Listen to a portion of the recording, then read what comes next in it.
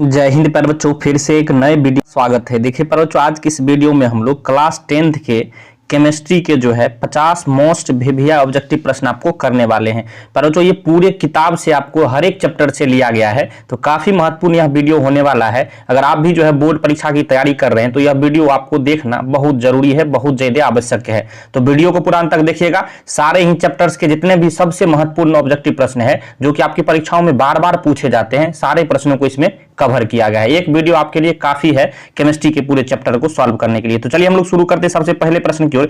पढ़िएगा जरा, बहुत ही जबरदस्त प्रश्न है बच्चों। कह रहा है कि सिल्वर क्लोराइड का रंग क्या है। सिल्वर क्लोराइड जो होता है उसका रंग कैसा होता है बच्चों। सारे ही प्रश्न में आपको 4 ऑप्शन आपके बोर्ड परीक्षाओं में भी दिए जाते हैं और इस वीडियो में भी आपको हर एक प्रश्न में 4 ऑप्शन आपको दिए जाएंगे। तो याद रखिएगा, इसका सही आंसर क्या हो जाएगा। ऑप्शन ए श्वेत जो है सिल्वर क्लोराइड का रंग होता है। ऑप्शन ए जो है बिल्कुल सही हो जाएगा, याद रखिएगा। चलिए चलते अगले प्रश्न की ओर। प्रश्न 2 कह रहा है कि लोहा से जिंक को लेपित करने की क्रिया को कहते हैं। लोहा से बच्चों जिंक को जो है लेपित यानी लेपन करने की क्रिया को क्या कहा जाता है। तो याद रखिएगा, काफी महत्वपूर्ण प्रश्न है, तो गैल्वेनीकरण कहलाता है। ऑप्शन बी जो है यहां बिल्कुल करेक्ट हो जाएगा, याद रखिएगा। बोर्ड परीक्षा में बार बार ये सारे प्रश्न पूछे जाते हैं बच्चों, काफी महत्वपूर्ण है। प्रश्न जो है 3 को पढ़िएगा। करें निम्नलिखित अभिक्रियाओं में से कौन जो है विस्थापन अभिक्रिया है बच्चों। विस्थापन अभिक्रिया आपको देखना है, इनमें से कौन हो जाएगा समझा दे रहे हैं। ऑप्शन यहाँ सी जो है बिल्कुल करेक्ट हो जाएगा। कैसे हो जाएगा समझिएगा। देखिए यहाँ Fe है प्लस CuSO4, इस दोनों को जो हमने अभिक्रिया कराया है, रिएक्शन कराया है, तो क्या बना दिया है FeSO4 प्लस Cu। देखिए विस्थापन अभिक्रिया उस अभिक्रिया को कहते हैं जिसमें जो है एक तत्व जो है ना दूसरे तत्व को उसके यौगिक से विस्थापित कर देता है, जिसके अभिक्रियाशील अधिक जो होता है। जैसे यहाँ कॉपर से जो है Fe जो है अधिक अभिक्रियाशील है, तो यहाँ CuSO4 जो है ये कंप्लीट जो इसमें से Cu को हटा देगा और Fe के साथ जुड़ जाएगा, Cu को बाहर कर देगा। इसी को हम लोग क्या कहते हैं विस्थापन अभिक्रिया। मतलब एक को हटा के दूसरा ऐड हो जाएगा, उसे हम लोग क्या बोलेंगे बच्चों। कॉन्सेप्ट समझ में आ गया, विस्थापन अभिक्रिया बोलेंगे। तो याद रखिएगा यहाँ ऑप्शन सी जो है बिल्कुल सही हो जाएगा। प्रश्न 4 की ओर हम लोग चलते हैं बच्चों। कह रहा है कि रासायनिक अभिक्रिया के दौरान किसी पदार्थ में ऑक्सीजन का योग या फिर ऑक्सीजन का वृद्धि कहलाता है। ऑक्सीजन की वृद्धि होती है उस अभिक्रिया को क्या कहते हैं। तो याद रखिएगा सही आंसर क्या हो जाएगा, उपचयन अभिक्रिया कहते हैं। ऑक्सीकरण या फिर उपचयन अभिक्रिया, इसी को हम लोग ऑक्सीकरण अभिक्रिया भी कहते हैं, याद रखिएगा। ऑप्शन बी जो है यहाँ बिल्कुल सही हो जाएगा। प्रश्न जो है 5 की हम लोग चल रहे पर ये भी प्रश्न काफी महत्वपूर्ण है, पढ़िएगा। कह रहा है कि देखिए Zn प्लस CuSO4 क्या बन रहा है, ZnSO4 प्लस Cu। ऊपर दी गई रासायनिक अभिक्रिया किस प्रकार की। अभी हमने बताया बच्चों, यहाँ गौर से देखिएगा तो Cu को क्या हो रहा है, Cu अलग हो जा रहा है, Zn के साथ SO4 मिल जा रहा है। तो हमने क्या बताया है, एक तत्व जो है दूसरे तत्व को उसके यौगिक से निकाल के बाहर कर देता है, खुद उसमें जाके मिल जाता है, उसे हम लोग क्या बोलते हैं विस्थापन अभिक्रिया बोलते हैं। तो ऑप्शन बी यहाँ क्या हो जाएगा, बिल्कुल सही हो जाएगा। मुझे आशा आपको कॉन्सेप्ट समझ में आ गया होगा। प्रश्न 6 को पढ़िएगा। कह रहा है सिल्वर आयोडाइड का रंग कैसा होता है। सिल्वर एक था क्लोराइड का रंग, उसका बच्चों क्या होता है, उजला होता है। और यहाँ सिल्वर आयोडाइड का रंग आपसे पूछा जा रहा है, तो इसका क्या होता है, याद रखिएगा पीला होता है। ऑप्शन बी आपको बिल्कुल सही हो जाएगा, याद रखिएगा। प्रश्न जो है 7 को पढ़िएगा। कह रहे कि भोजन का पचना किस प्रकार की अभिक्रिया है। हम लोग जो भोजन करते हैं, खाना खाते हैं, वह पच जाता है, तो वही जो पूछा जा रहा है कि भोजन का जो है हम लोग जो खाए पच गया, वह कौन सी अभिक्रिया है। तो याद रखिएगा बच्चों सही आंसर क्या हो जाएगा, वियोजन अभिक्रिया हुआ। ऑप्शन बी आपको याद रखना है। देखिए वियोजन अभिक्रिया क्यों हुआ, तो वियोजन अभिक्रिया क्या होता है सबसे पहले ये समझना होगा। तो वियोजन अभिक्रिया उस अभिक्रिया को बोलते हैं जिसमें जो है एक जो है तत्व या यौगिक टूटकर 2 या 2 से अधिक जो है उत्पाद बनाता है, उसे हम लोग क्या कहते हैं वियोजन अभिक्रिया, या फिर इसी का अन्य नाम क्या है अपघटन अभिक्रिया। तो हम लोग जो भोजन करते हैं तो एक बड़ा मान लीजिए कुछ जैसे चावल खाए तो उसको छोटे छोटे टुकड़ों में होकर पाचन क्रिया में बदल जाता है, तो क्या हो जाएगा, यही जो है भोजन का पचना क्या हो जाएगा, वियोजन अभिक्रिया हो जाएगा। याद रखिएगा, समझ में आ गया होगा। प्रश्न 8 को पढ़िएगा। कोई विलयन जो है लाल लिटमस को नीला कर देता है। लाल को पैरोचो क्या कह रहा है कि लाल को नीला कर देता है। ध्यान रखिए ये कंफ्यूजन इसमें बच्चे जो है ना काफी होते हैं। लाल को जब नीला करेगा तो इसका पीएच मान कितना होगा पैरोचो, कहने का मतलब हुआ ये इसका जो पीएच मान जो है 10 हो जाएगा। ऑप्शन डी आपको याद रखना है, क्षारीय हो जाएगा। क्षार क्या करता है, लाल लिटमस को नीला कर देता है। इसी में पूछा जाएगा अम्ल क्या करता है पैरोचो, अम्ल जो है इसका उल्टा करता है, नीला को लाल में बदल देता है। समझ में आ गया दोनों चीज। अब प्रश्न 9 को पढ़िएगा। कह रहा किसी भी उदासीन विलयन का पीएच मान कितना होता है। उदासीन विलयन का पीएच मान पर बच्चों 7 होता है। ऑप्शन बी आपको याद रखना है। चलिए चलते अगले प्रश्न को। प्रश्न 10 कह रहा है कि निम्नांकित में से कौन लवण है। 4 ऑप्शन दिए हैं बच्चों, इसमें से लवण कौन हो जाएगा? तो याद रखिएगा यहाँ सही आंसर क्या हो जाएगा? K2SO4। ऑप्शन सी बिल्कुल सही हो जाएगा। K2SO4 क्या है? एक प्रकार का लवण है बच्चों, याद रखना है। प्रश्न जो है 11 कह रहा है हमारे शरीर में जो है पीएच जो है कितने परास के बीच कार्य करता है? हमारे शरीर का जो पीएच परास कितना होता है बच्चों? तो आपको याद होगा इसका सही आंसर क्या हो जाएगा? 7 से 7.8 जो है हमारा शरीर का पीएच परास का जो है परिसर है। ऑप्शन बी यहाँ क्या है? बिल्कुल सही हो जाएगा, याद रखिएगा। प्रश्न जो है 12 कह रहा है बेकिंग पाउडर का अनुसूत्र क्या है? बेकिंग पाउडर का पूछा जा रहा है बच्चों, इसका अनुसूत्र क्या हो जाएगा? तो याद रखिएगा NaCO3 जो है बेकिंग पाउडर का अनुसूत्र हो जाएगा। ऑप्शन सी जो है बिल्कुल करेक्ट हो जाएगा। प्रश्न 13 कह रहा है निम्नलिखित में जो है कौन विजातीय यौगिक है बच्चों? देखिए विजातीय यौगिक यहाँ कौन हो जाएगा? तो याद रखिएगा इसका सही आंसर क्या हो जाएगा? यहाँ प्लास्टर ऑफ पेरिस जो है ये विजातीय यौगिक हो जाएगा। ऑप्शन डी आपको याद रखना है, इनमें जो है ये अलग है। प्रश्न 14 कह रहा है निम्नलिखित में से जो है पीएच का कौन सा मान जो है क्षारक विलयन का मान देता है?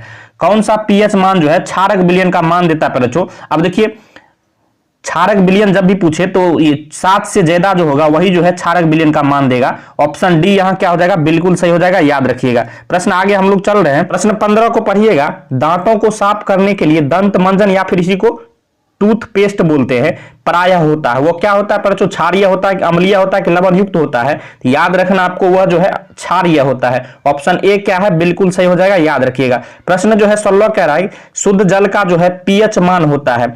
शुद्ध जल का बच्चों बताना है पीएच मान कितना होता है? तो याद रखना आपको शुद्ध जल जो है उसका पीएच मान क्या होता है बच्चों? 7 होता है। शुद्ध जल जो है उदासीन होता है, इसलिए इसका पीएच मान 7 हो जाएगा। प्रश्न 17 कह रहा है कि कली चूना का रासायनिक सूत्र क्या है? कली चूना का रासायनिक सूत्र क्या होता है बच्चों? तो आपको याद होगा ऑप्शन सी यहाँ जो दिया हुआ है CaO, यही जो है कली चूना का सूत्र होता है। ऑप्शन सी बिल्कुल सही हो जाएगा। प्रश्न 18 को पढ़िएगा। निम्नलिखित में से कौन सा जो है बुझा हुआ चूना है? बुझा हुआ चूना कौन सा हो जाएगा बच्चों? तो याद रखिएगा CaOH का होल ट्वाइस जो है ये ऑप्शन बी जो दिया है यही जो है बुझा हुआ चूना हो जाएगा। आगे हम लोग चल रहे प्रश्न जो है 19 की ओर, कह रहा है कि निम्नलिखित में से जो है कौन सा आयन जो है लाल लिटमस को नीला कर देता है? लाल को नीला कौन करता है बच्चों? अभी हमने बताया है, याद रखिएगा लाल को नीला क्षार करता है। तो देखिए H+ जो ये नहीं होगा तो यहाँ ऑप्शन बी जो है OH-, यही ना क्षार ही ना OH- देता है बच्चों, तो इसलिए ऑप्शन बी यहाँ क्या हो जाएगा? बिल्कुल सही हो जाएगा, याद रखना आपको। आगे हम लोग चल रहे प्रश्न जो है 20 कह रहा है कोई विलयन जो है लिटमस पत्र को लाल कर देता है, इसका पीएच मान क्या हो जाएगा? अब नीले लिटमस पत्र को लाल कौन करता है? तो अम्ल करता है बच्चों। तो अम्ल का पीएच मान 7 से कम होना चाहिए, तो 7 से कम ऑप्शन देखिएगा तो ऑप्शन ए दिया है, यही जो है बिल्कुल सही हो जाएगा, याद रखिएगा। आगे हम लोग चल रहे प्रश्न जो है 21 कह रहा है कि ऑक्जेलिक अम्ल का प्राकृतिक स्रोत निम्नलिखित में से कौन है? किसमें जो ऑक्जेलिक अम्ल पाया जाता है बच्चों? तो याद रखिएगा टमाटर में जो है ऑक्जेलिक अम्ल पाया जाता है। ऑप्शन बी याद रखिएगा। और पालक में भी ऑक्जेलिक अम्ल पाया जाता है, दोनों को याद रखना आपको। आगे हम लोग चल रहे प्रश्न जो है 22 कह रहा है कि निम्नांकित में कौन सी अधातु जो है विद्युत का सुचालक है? अब कौन सी अधातु जो है विद्युत का सुचालक है बच्चों? याद रखिएगा यहाँ जो है ग्रेफाइट जो है अधातु होते हुए भी विद्युत का सुचालक होता है। ऑप्शन बी बिल्कुल सही हो जाएगा। जितने भी अधातु होते हैं बच्चों इस कॉन्सेप्ट को याद रखिएगा, वो जो है विद्युत के कुचालक होते हैं, याद रखिएगा। और सभी धातु जो है विद्युत के सुचालक होते हैं। आगे हम लोग चल रहे प्रश्न 23 की ओर, कह रहा कि जिंक ब्लेड निम्नांकित में किस धातु का अयस्क है? जिंक ब्लेड पर जो किसका जो है अयस्क हो जाएगा? तो जिंक का हो जाएगा। ऑप्शन बी आपको याद रखना है, सही हो जाएगा। प्रश्न जो है 24 कह रहा है कि खाद्य पदार्थ के डिब्बों पर जिंक की बजाय टीन का लेप होता है, क्यों होता है बच्चों? तो ऑप्शन ए है टीन की अपेक्षा जिंक महंगा है, बिल्कुल गलत हो गया। ऑप्शन यहां देखिएगा तो ऑप्शन जो है बी कह रहा है टीन की अपेक्षा जिंक का गलनांक अधिक है, यह भी बिल्कुल गलत है। कह रहा टीन की अपेक्षा जिंक अधिक अभिक्रियाशील है, यही बिल्कुल सही हो जाएगा। यही कारण है यहाँ टीन की अपेक्षा जो है जिंक अधिक अभिक्रियाशील है, इसी कारण से जो है खाद्य पदार्थ के डिब्बों पर जिंक की बजाय जो है टीन का लेप होता है, याद रखिएगा। ऑप्शन सी यहां बिल्कुल करेक्ट हो जाएगा। प्रश्न 25 को पढ़िएगा। निम्नांकित में कौन उपधातु है बच्चों? उपधातु इसमें से कौन हो जाएगा? याद रखिएगा यहां जो है एसबी जो दिया है इसको हम लोग क्या बोलते हैं? एंटीमनी बोलते हैं। एसबी को क्या बोलते हैं? एंटीमनी बोलते हैं, यही जो है उपधातु हो जाएगा। ऑप्शन डी आपको याद रखना है, बिल्कुल सही है। प्रश्न जो है 26 कह रहा है कि पीतल है। पीतल क्या है बच्चों? धातु बिल्कुल नहीं है और धातु भी नहीं है। पीतल जो है मिश्र धातु है, याद रखिएगा बच्चों। ऑप्शन सी जो है यहाँ बिल्कुल सही हो जाएगा। प्रश्न 27 कह रहा है शुद्ध सोना को व्यक्त किया जाता है, कहने का मतलब शुद्ध सोना कितने कैरेट का होता है बच्चों? तो याद रखिएगा शुद्ध सोना जो है 24 कैरेट का होता है। ऑप्शन बी बिल्कुल सही हो जाएगा। हम लोग के घर में जो सोना का आभूषण बनता है वह बच्चों याद रखिएगा 22 कैरेट का बनता है। शुद्ध सोना जो है 24 कैरेट का बन ही नहीं सकता जब तक उसमें जो है कुछ आपको मिश्र धातु मिलाया न जाए। क्लियर है? तो ऑप्शन जो है बी यहाँ बिल्कुल सही हो जाएगा। प्रश्न जो है 28 कह रहा है कौन सा अधातु जो है कमरे के ताप पर द्रव होता है? अधातु पूछ रहा है बच्चों, यहाँ ब्रोमीन बिल्कुल सही हो जाएगा। ऑप्शन ए आपको याद रखना है, ब्रोमीन ऐसा अधातु है जो कमरे के ताप पर द्रव अवस्था में पाया जाता है। ऑप्शन ए क्या हो जाएगा? बिल्कुल सही हो जाएगा। प्रश्न जो है 29 की ओर चल रहे कि कार्बन क्या है?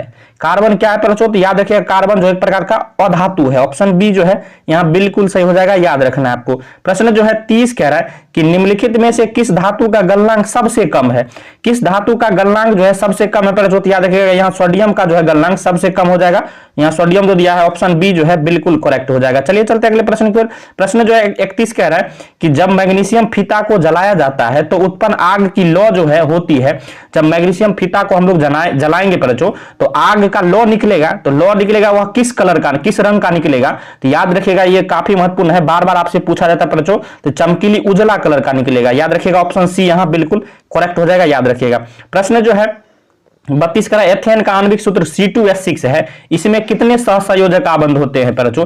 देखिएगा C2H6 अगर इसको इस तरह से अगर बनाइएगा तो सहसंयोजक आबंध का मतलब होता है सिंगल बॉन्ड कितना है, सिंगल बॉन्ड जितना होगा वही सहसंयोजक आबंध होगा। तो देखिए दो कार्बन है तो डबल बॉन्ड लगेगा और कार्बन जो तीनों साइड जो है तीन तीन को जो है हाइड्रोजन लग जाएगा, तब ना 6 को पूरेगा। देखिए यहाँ जो है आप इस तरह से इसका संरचना बनाइएगा, आप गिन लीजिए। देखिए यहाँ हाइड्रोजन देखिए 1 2 3 4 5 6 हो गया, कार्बन 2 हो गया। अब इसमें सिंगल बॉन्ड जोड़ लीजिए 1 2 3 4 5 6, और डबल बॉन्ड में एक सिंगल बॉन्ड होता है, एक पाई बॉन्ड होता है, तो यहाँ देखिएगा एक 7 हो जाएगा।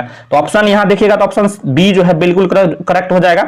C2H6 में जो है टोटल 7 संयोजक आबंध होते हैं या सिंगल बॉन्ड होते हैं। सही आंसर क्या हो जाएगा? ऑप्शन बी आपको याद रखना है। कॉन्सेप्ट भी समझ में आ गया होगा। प्रश्न 33 का सरलतम हाइड्रोकार्बन है, सबसे सरलतम हाइड्रोकार्बन कौन होता है बच्चों? याद रखिएगा मीथेन होता है। इसका फार्मूला क्या होता है? CH4 होता है, मीथेन का फार्मूला CH4 होता है। ये प्रश्न 34 का कार्बोक्सिलिक एसिड जो है कौन है? कार्बोक्सिलिक एसिड इनमें से कौन है बच्चों? याद रखिएगा इनका संकेत क्या होता है?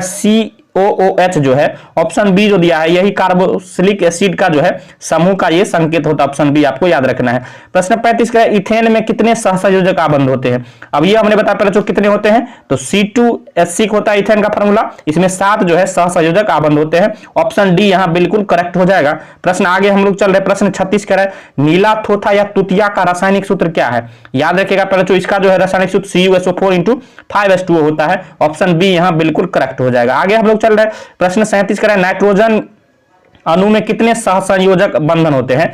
नाइट्रोजन अणु N3 होता है, पर जो इसमें जो है टोटल कितने होते हैं? याद रखिएगा 3 जो है सहसंयोजक बंधन होते हैं। ऑप्शन बी आपको याद रखना है, बिल्कुल करेक्ट हो जाएगा। आगे हम लोग चल रहे प्रश्न जो है 38 कह रहे संगमरमर का रासायनिक सूत्र क्या है?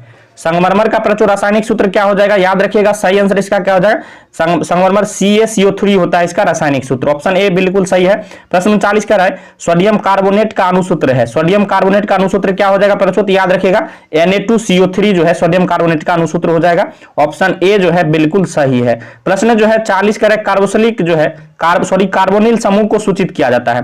कार्बोनिल समूह को किससे सूचित किया जाता है बच्चों? तो याद रखिएगा काफी महत्वपूर्ण प्रश्न है। तो CO द्वारा जो है कार्बोनिल समूह को सूचित किया जाता है। ऑप्शन सी बिल्कुल सही है। प्रश्न 41 कह रहा है निम्नलिखित में से जो है कौन सा एरोमेटिक हाइड्रोकार्बन है? एरोमेटिक हाइड्रोकार्बन में से कौन हो जाएगा प्रश्न? तो याद रखिएगा बेंजीन C6H6 जो है ये एरोमेटिक हाइड्रोकार्बन है, याद रखिएगा ऑप्शन सी यहाँ बिल्कुल करेक्ट हो जाएगा, याद रखना आपको। प्रश्न 42 कह रहा है एथेनॉल या अल्कोहल का क्रियाशील मूलक क्या है बच्चों? याद रखिएगा OH जहां लगा होगा वही जो है अल्कोहल का क्रियाशील मूलक हो जाएगा या फिर एथोनेल का। ऑप्शन ए यहां बिल्कुल करेक्ट हो जाएगा, याद रखिएगा। प्रश्न 43 कह रहे सल्फर परमाणु की बाह्यतम कक्षा में इलेक्ट्रॉनों की संख्या कितनी होती है? सल्फर का परमाणु संख्या कितना होता है बच्चों? 16 होता है। तो इसको जब इस तरह से तोड़िएगा देखिए 2 8 8 2 10 हो गया, लास्ट में कितना 6 बचा, तो इसका इलेक्ट्रॉनों की संख्या लास्ट में कितना है? 6 है, याद रखिएगा ऑप्शन सी बिल्कुल सही हो जाएगा। प्रश्न जो है 44 कह रहे आधुनिक आवर्त सारणी में तत्वों के वर्गीकरण का आधार क्या था? आधुनिक आवर्त सारणी पर जो बोला जा रहा है तो याद रखिएगा इसमें जो है परमाणु संख्या पर आधारित जो है आधुनिक आवर्त सारणी है। ऑप्शन डी यहाँ बिल्कुल सही हो जाएगा, याद रखिएगा। प्रश्न जो है 45 कह रहे अमोनिया के अणु में नाइट्रोजन एवं हाइड्रोजन के परमाणुओं की संख्या कितनी है? अमोनिया का क्या अणुसूत्र होता है बच्चों? NH3 होता है। तो यहाँ से नाइट्रोजन कितना है, 1 है, हाइड्रोजन कितना हो जाएगा, 3 हो जाएगा। तो यहां से देखिए 1:3 कहां दिया, ऑप्शन सी दिया है, आपको लगा देना है। प्रश्न जो है आगे हम लोग चले प्रश्न 46 की ओर। बच्चों याद रखिएगा यहां जो है लोहे की परमाणु संख्या कितनी होती है, याद रखना है बच्चों, लोहे की परमाणु संख्या 26 होती है, याद रखना आपको, लोहे या फिर आयरन इसी को बोला जाता है। प्रश्न 47 कह रहा है कि आधुनिक आवर्त सारणी में जो है वर्गों या समूह की संख्या कितनी होती है, तो टोटल जो आपको 18 जो है वर्ग होते हैं। ऑप्शन बी आपको याद रखना है, बिल्कुल सही हो जाएगा। आगे हम लोग चल रहे प्रश्न जो है 48 का है, ओजोन के एक अणु में जो है ऑक्सीजन के परमाणु की संख्या कितनी होती है, ऑक्सीजन या ओजोन जो है O3 फार्मूला होता है, तो यहाँ ऑक्सीजन कितना है पर जो 3 है, याद रखिएगा, ऑप्शन सी बिल्कुल सही हो जाएगा, याद रखिए ना। प्रश्न 49 का आवर्त सारणी में जो है कितने आवर्त होते हैं, तो 7 आवर्त होते हैं, याद रखिएगा, ऑप्शन सी यहाँ बिल्कुल